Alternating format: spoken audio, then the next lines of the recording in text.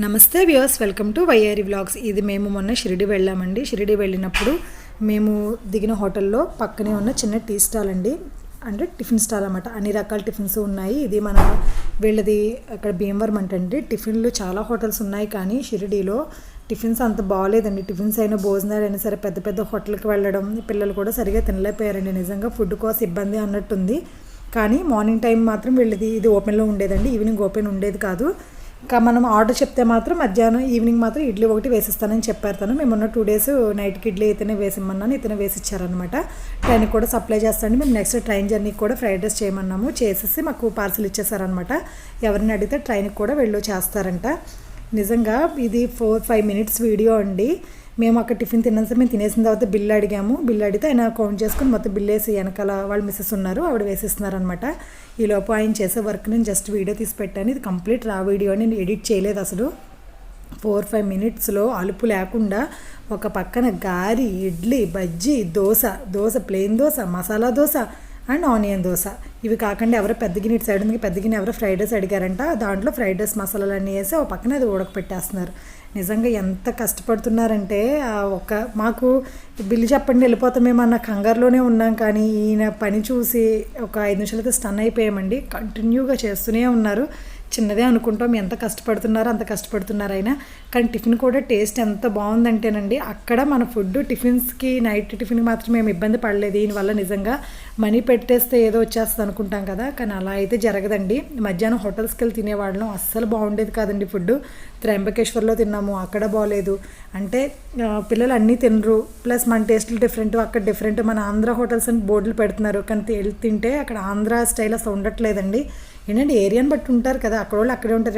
వీళ్ళు భీమవరం నుంచి వెళ్ళారంట, అందు గురించి మన టేస్ట్ వచ్చిందేమో అనుకున్నాము. బజ్జీలు కానీ ఇడ్లీ కానీ అసలు చట్నీలు కూడా టేస్ట్ చాలా బాగున్నాయండి. ఒకసారి చూడండి, అతను చేసే వర్క్ కంటిన్యూగా అలా చూడాలని అనిపిస్తుంది.